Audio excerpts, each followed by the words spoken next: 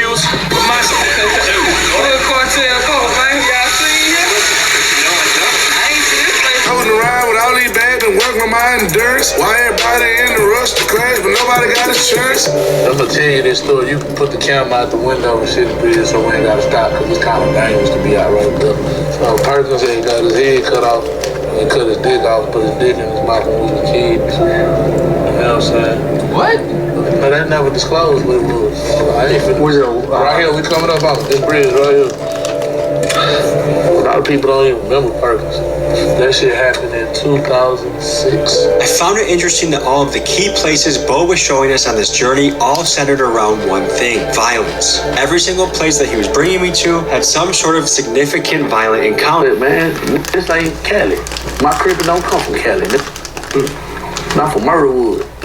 Now come over here and tell me what you got to tell me. Fam, I'm back writing again. I wrote 4 stories to give to you guys today, along with the interview I did this morning and an interrogation that I checked out that we requested. But for the first video, this might be one of the first times we've seen a police department actually watch an interview and then go to social media to call somebody out. Not a blogger, not a random person, but a well-known rapper. Now, over the weekend, for those who don't know, a popular YouTuber known for covering street culture and criminal activity, Tommy G, had dropped a quote-unquote sit-down interview with a Houston rapper. And what was said in that interview caught the attention of the Houston Police Department, because according to them, a lot of what was said just wasn't accurate. So today, we're gonna break down this whole situation, go over what the rapper said, and then compare it to what authorities are saying actually happened. Not to mention, go into detail about not only this rapper, but also the 2 events that magnified that interview. But before we go over this one, I want you guys to remember, I don't give you no angle. I just give you the story.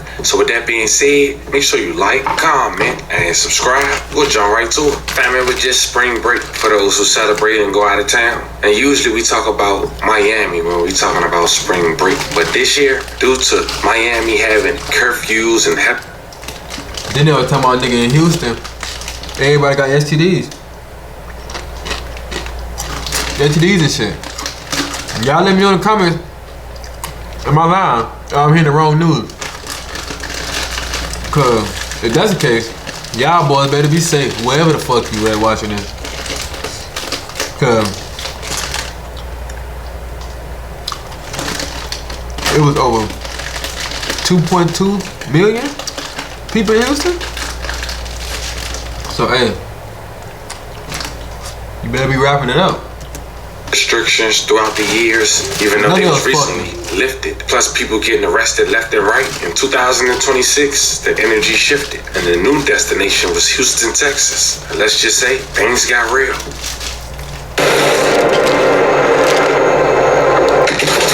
Well, Houston was lit, boy. All you out of town spring breakers and spring break rappers, out of town rappers. Hey man, look here, man. We do not condone all this upfront tricking like that, man. Y'all gotta chill out with that shit, man. You ain't got no motherfucking personality or nothing, nigga. You just come off the back 500. Like, come on, man, nigga. Like, god damn, you ain't got no kind of character or nothing. You just off the back 500. Like, come on, man. We been fucking Keisha and them and all. Come on, bro. You ain't gotta. Y'all tricking on regular hoes. You got these regular habits, bro. We knocked down that shit, bro. We don't be with that shit. Y'all making me red like they some extra shit. They ain't just cause you come down here, you a lame ass kind of character, personality about yourself. You just want to throw money at bitch. Don't even know you. Throw money at the bitch. Got other than everybody else hitting they hoe, trying to get they hoe to your ass. You out here spending money. We can't even just have fun for spring break, cause y'all trick ass down here just out the back here. What you want, baby? You get to feel how you look. You all right? Is it? Yeah. God damn. Now, for those who don't know, that's a well-known Houston rapper who you just saw in that clip. Some of y'all might remember as NFL Cartel Bo, but after catching a federal case and during time, he dropped the NFL and now goes by Cartel Bo. His real name, Warren Brown II. Now, despite everything tied to his past, one thing you can't take away from him is the work he's been putting into his music. Since coming home, he's been consistent, dropping visuals, building his name back up, gaining real traction online. And for a lot of people, it's not just the image, it's the music that actually connects. They might look, I ain't play hood, you know we ain't good, nigga ain't nothing. Nigga ain't worried about shit, cause if it is some shit, then I'm around here, but they ain't kicked in yet, cause all them time release. Yeah, except I had a weapon that been right on time. Around with all these bags and working on my endurance. Why everybody in the rush touch the grass, but nobody got insurance. And that's what makes this situation even more interesting. Because while he's still trying to build himself as an artist, he's also telling stories about the environment he comes from. And that's where things start to take a turn. Because behind the music, there's also a real past tied to his name. Back in 2018, authorities say Warren Brown II, also known as Cartel Bo, was one of multiple individuals involved in a rap video film at Lakewood Park in Northeast Houston. The song was called Hoover, with over 7.8 million views, released on World Star Hip Hop. NFL Cartel Bo, featuring Maxo Cream, insinuating the allegedly Crips, with Cartel Bo later speaking on this song 7 years later. Right knowledge, me I see it, they can't do without it. That make it sound good, but they ain't about it. No problems in Houston, them niggas got it. Movement. Or so I feel like you had one of the biggest songs out of Texas, out of the nation, when it comes to. I made the Hoover anthem. What you saying? Yeah, I'm tired of what niggas laying in here, but what we got going on ain't what they got going on. You understand what I'm saying? Like, yeah, it's love. Ooh, it's always gonna be love for the homeland. But the second it's fuck us, it's fuck you. It ain't gonna never be that. Niggas don't always get the energy you get. And that's for anybody. So you can feel how you want to feel. Or think how you want to think. You know what I'm saying? But I prefer you come think that over here in the hood, in our face, versus that other shit. You know what I'm talking about? If you don't think that, you want to express your opinion, express something with the dick. I'm expressing in the comments. Show if you really feel like this. Bring whoever you want to bring. No, not on the internet though. Cause I'm gonna let you have that. Cause once I see that's what you're doing, I can't take you serious. I know you're not for real. You feel like it's a situation where it is like they. Well, that man, this ain't Cali.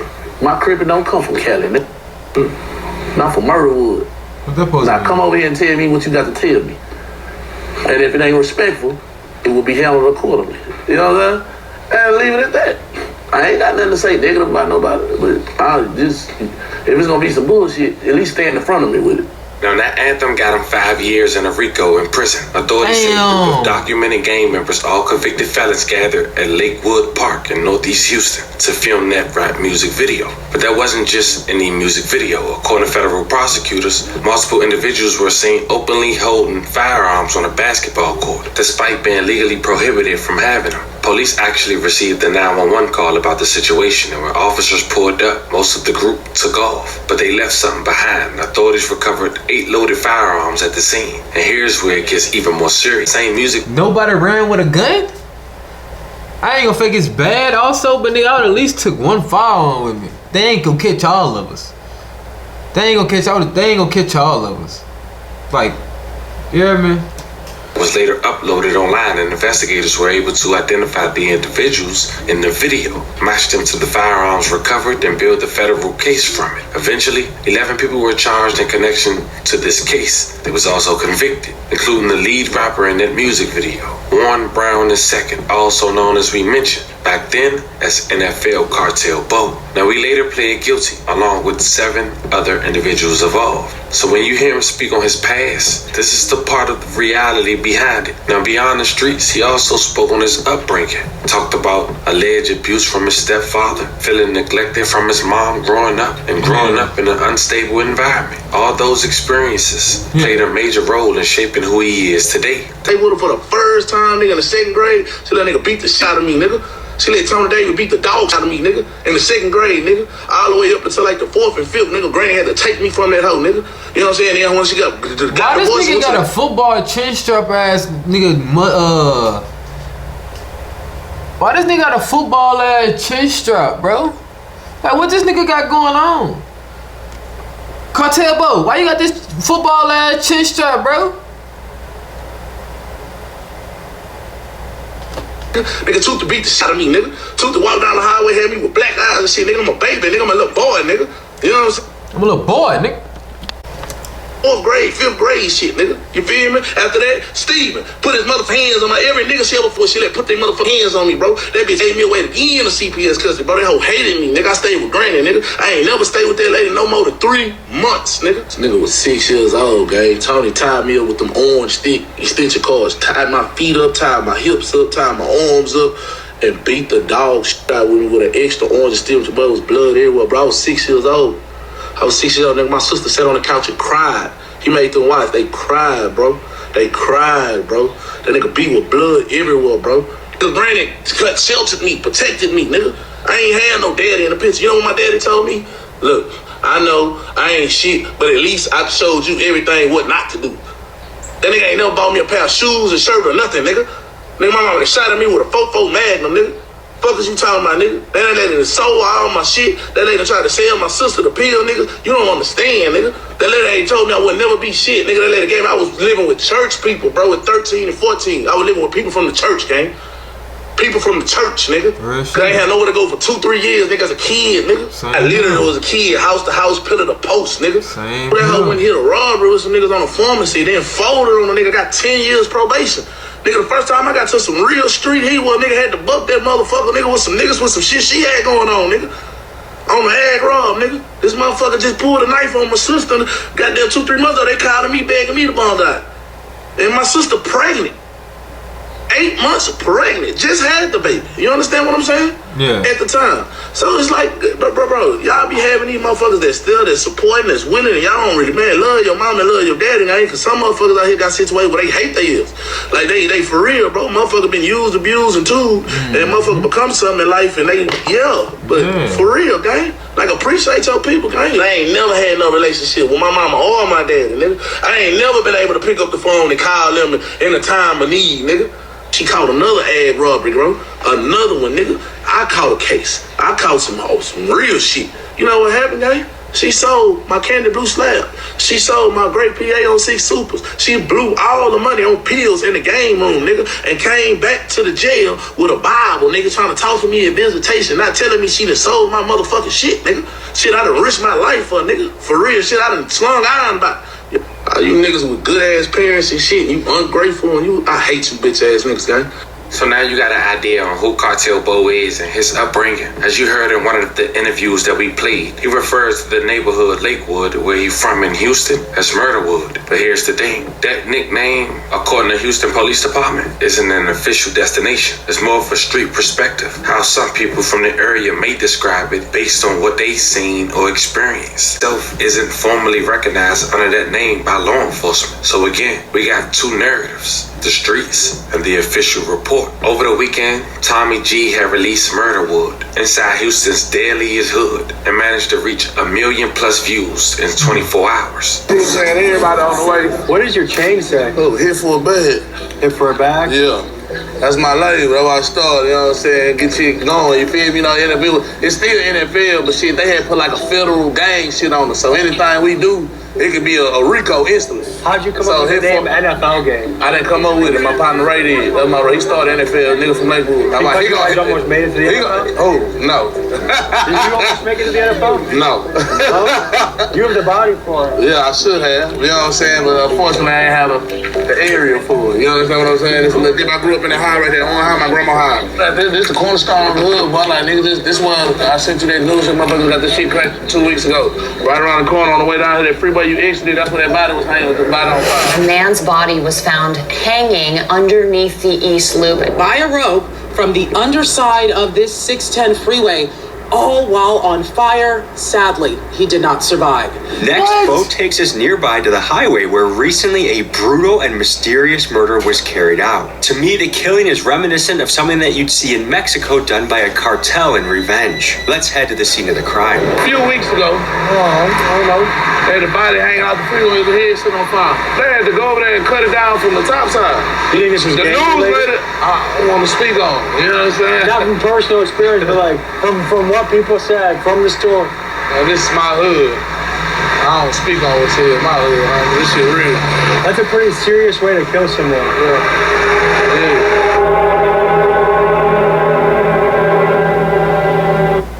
Imagine being able to build an app with your name on it just by thinking about it.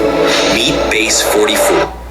Now, Houston police was livid about this interview. But before we get to what they said, from the outside looking in, What Tommy G explained, it sounds like a mafia-style execution. sound I want to like give some cartel context to that body that was burned under that bridge. Now, the victim was 46 years old, identified as Jeremy Glenn Kearns, whose body was found partially burned under I-610 North Loop East in Northeast Houston on October 23rd, 2025. Discovered near Kirkpatrick Boulevard. The death is considered highly suspicious and is not believed to be cess. Union Pacific employees reported that they thought was a brush fire on October 23rd, 2025. Firefighters found the body hanging and on fire. HPD Homicide Division treating the case as a homicide. As of early November, no suspects has been identified. Family members who nicknamed him Boogie noted he was terrified of fire, making the circumstances particularly suspicious. But then again, he was a 46-year-old father who was reportedly homeless. May he rest in peace. Love and condolences to his family. Information tonight about a burned body found hanging from an overpass in Northeast Houston 1 week ago today. It was on the North Loop near Kirkpatrick Boulevard. The gruesome discovery leaving more questions than answers as we are working to learn more about what led up to this man's death. ABC 13's Brianna Willis joining us now live from HPD headquarters with the man's identity, which has just been released. Brianna? Hey there, Gina. Yeah, we know, according to police here, that man is James Carney. And according to the medical examiner's office, today actually would have been his 46th birthday. Now, here's what we know right now. Police say this all unfolded last Thursday night at a homeless encampment off the North Loop near Kirkpatrick. That location still littered with clothes, charred items, and a strap actually hanging from the underpass. Detectives say it was after the fire department responded to calls of a brush fire. Police found Carney's body hanging from the underpass and parts of his body set on fire. When asked if this case it could be a suicide, police say that is highly unlikely. Now, back out here live, at last check, detectives... My thing is, how the hell they got up there and tied his ass? How the fuck they got up there and tied his ass to the motherfucking bridge? No, this was planned. This was planned. No, there's no way. This was planned. This had to be. It had to be. It had to be. No witnesses have come forward, and they tell us that this investigation is still ongoing right now. I'm gonna tell you this story. You can put the camera out the window and shit the bridge so we ain't gotta stop because it's kind of dangerous to be out right there. So Perkins had got his head cut off and he cut his dick off, put his dick in his mouth when we was kids. You know what I'm saying? But that never disclosed what it was. I ain't finna. Right here, we coming up on this bridge right here. A lot of people don't even remember Perkins. That shit happened in 2006. I found it interesting that all of the key places Bo was showing us on this journey all centered around one thing: violence. Every single place that he was bringing me to had some sort of significant violent encounter. And because of this interview, Houston Police Department is having a field day with Cartel Bo. And fam, I went back to check the comment section and they still responded days later after their response. So the initial post started like this. They quoted, "Hey Tommy G, no one in Houston calls Lakewood by the nickname of Murderwood. We'll watch the video and fact check the rest of it for you." They also wrote, "The last time Warren Brown made a video with this many views, he and all his friends went to the federal pen." Then they quoted, "We need some community notes from Grizzly's Hood news peeps." And then they wrote, 3 minutes and 45 seconds in, the body that was, quote, right around the corner, 2.5 miles away in another neighborhood. What the fuck? This nigga lying.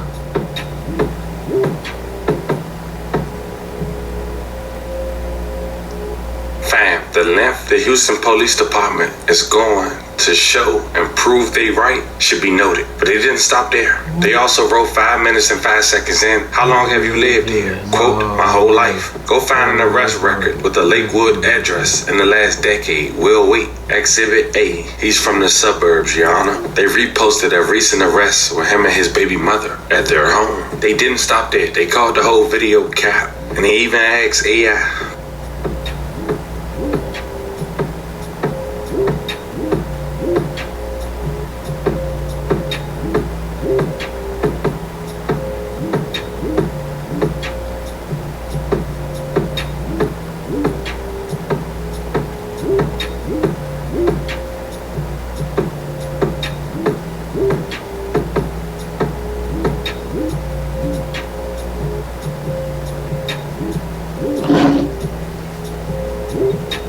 you can see, fam. It's two sides. No, that's a bad look for you, brother. That's a bad look for you, brother. You capping? Man, you cannot cap, bro. That's it for the video, sir. That's a badass look.